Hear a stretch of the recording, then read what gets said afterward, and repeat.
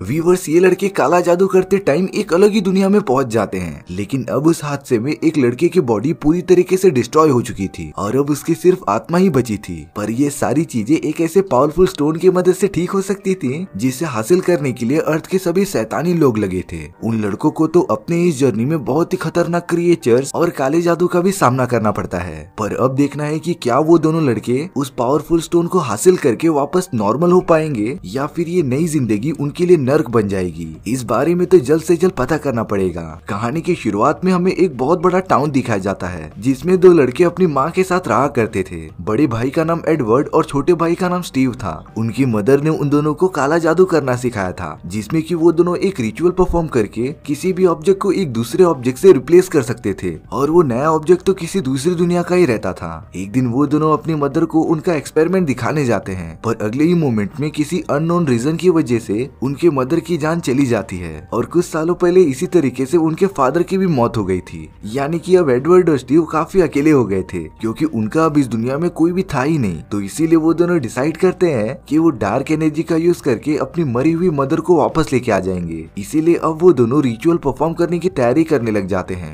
वो तो लाइब्रेरी में जाकर सामान इकट्ठा करते हैं और सब कुछ रेडी होने के बाद मंत्र पढ़ना स्टार्ट कर देते हैं। देखते ही देखते उस जगह पर तूफान सा आ गया था और सारी चीजें एकदम से डिस्ट्रॉय होना स्टार्ट हो गई थी। लेकिन अब उस भयानक तूफान ने स्टीव को अपने अंदर खींच लिया था। एडवर्ड तो अपने भाई को बचाने की बहुत ज्यादा कोशिश करता है, पर वो इसमें कामयाब नहीं हो पाया था। दरअसल उन दोनों से रिचुअल परफॉर्म करने में कुछ गलती हो गई थी, जिससे कि उस जगह पर एक दूसरी दुनिया का रास्ता खुल गया था और अब स्टीव पूरी तरीके से उस दूसरी दुनिया में चला जाता है। अब इस बात को पूरे 10 साल बीत चुके थे। एडवर्ड तो डार्क एनर्जी का यूज करके उस दूसरी दुनिया में पहुंच गया था और वो दुनिया और किसी की नहीं बल्कि गॉड की थी। पहले तो एडवर्ड उनसे अपनी मरी हुई मदर को दिखाने के लिए कहता है, इसीलिए उसकी विश पूरी करने के लिए गॉड एडवर्ड को एक अनजान दरवाजे में भेज देता है और वो तो एक अलग ही डायमेंशन था। एडवर्ड को वहाँ पर अपनी माँ भी दिखाई देती है, पर वो सारी चीजें इतनी जल्दी हुई ना कि वो अपनी माँ को अच्छे से देख नहीं पाया। इसके बाद एडवर्ड गॉड से अपने भाई के बारे में पूछता है, लेकिन इस बार एडवर्ड को भारी कीमत चुकानी पड़ेगी। वो इविल गॉड एडवर्ड से उसका हाथ और पैर मांगता है।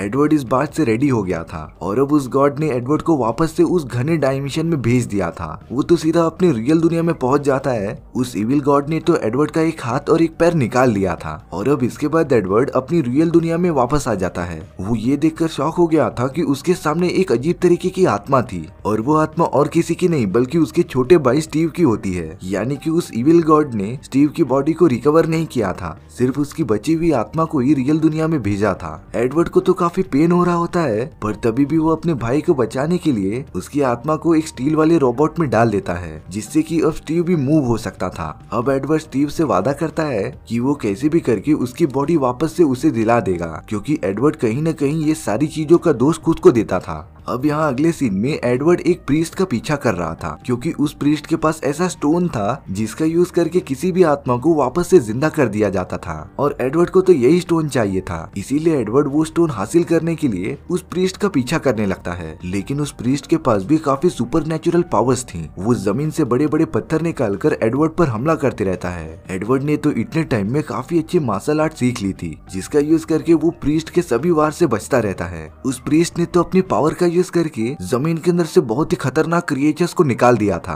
और अब वो क्रिएचर्स एडवर्ड पर लगातार वार करते रहते हैं। एक मोमेंट ऐसा आता है जब वो क्रिएचर्स एडवर्ड पर भारी पड़ने लग जाते हैं। तब एडवर्ड का भाई स्टीव भी उसकी मदद करने वहाँ पर आ गया था। वो भी लगातार उन क्रिएचर्स पर हमला करते ही जा रहा था, लेकिन अब उस जगह पर पुलिस आ गई थी जो प्रीस्ट और एडवर्ड दोनों को गिरफ्तार कर लेती है। उन सभी का एक कर्नल होता है जिसका नाम जिम था और जिम ने उस प्रीस्ट से वो रेड स्टोन ले लिया था ताकि इसका कोई मिस यूज ना कर पाए। लेकिन जिम एडवर्ड को ये शॉकिंग बात बताता है कि ये स्टोन असली नहीं है और जिम ने तो उस स्टोन को ब्लास्ट कर दिया था। तभी सही मौका देखकर वो प्रीस्ट वहाँ से भाग जाता है। पुलिस तो उस प्रीस्ट का लगातार पीछा करने लग जाती है और अब वो प्रीस्ट भागते भागते एक ऐसी जगह पर आ गया था जहाँ पर 3 ऐसे आर्टिफिशियल इंसान थे जो उस पावरफुल रेड स्टोन से बने थे। वो प्रीस्ट तो उन सभी पर काफी गुस्सा हो रहा होता है क्योंकि वो लोग उसकी मदद करने बिल्कुल नहीं आए थे। तभी एक आर्टिफिशियल औरत जिसका नाम मिया था वो अपने हाथ काफी लंबे करके प्रीस्ट को मार देती है और अगले ही मोमेंट में उसका एक साथी बड़ा सा मुंह खोलकर प्रीस्ट को पूरा खा लेता है।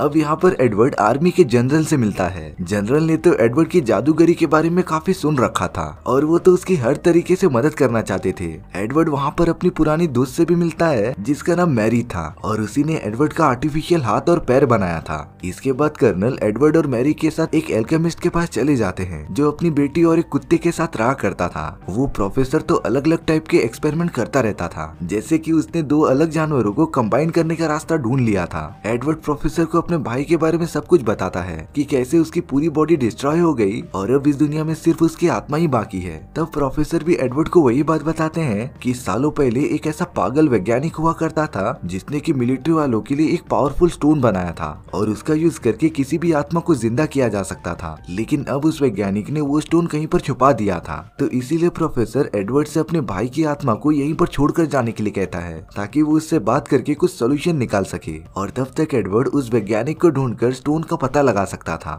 इसके बाद तो एडवर्ड मैरी के साथ निकल पड़ता है उस वैज्ञानिक को ढूंढने के लिए। वहीं दूसरी तरफ प्रोफेसर स्टीव की आत्मा को मैनिपुलेट कर रहा था। प्रोफेसर अपनी जादू का यूज करके स्टीव की आत्मा को ये एहसास दिला रहा था कि वो इस दुनिया का है ही नहीं और उसकी बॉडी जो पूरी तरीके से डिस्ट्रॉय हो चुकी थी वो अब उसे कभी नहीं मिलेगी। स्टीव की आत्मा तो ये सारी बातें मानने भी लग जाती है। अगले दिन एडवर्ड जब प्रोफेसर के घर पर आ गया था तब उसे प्रोफेसर की बेटी कहीं भी दिखाई नहीं देती। एडवर्ड जब प्रोफेसर के पास जाता है तब वो किसी अलग ही टाइप के क्रिएचर के साथ था और वो तो लिटरली इंसानों की तरह बोल और समझ सकता था। वो क्रिएचर एडवर्ड से कहता है कि क्या वो उसके साथ खेलेगा और ये सेम बात एडवर्ड से प्रोफेसर की बेटी कहती थी, यानी कि प्रोफेसर ने अपनी ही बेटी को एक कुत्ते के साथ कंबाइन कर दिया था। ये बात जानकर तो एडवर्ड प्रोफेसर को मारने चला जाता है क्योंकि एक्सपेरिमेंट के लिए अपने परिवार वालों की जान लेना एक अपराध था। प्रोफेसर बताता है कि उसने सिर्फ अपनी बेटी के साथ नहीं बल्कि अपने वाइफ को भी एक्सपेरिमेंट के लिए मार दिया था। इसीलिए एडवर्ड ने उस जगह पर पुलिस बुलाकर प्रोफेसर को उनके हवाले कर दिया था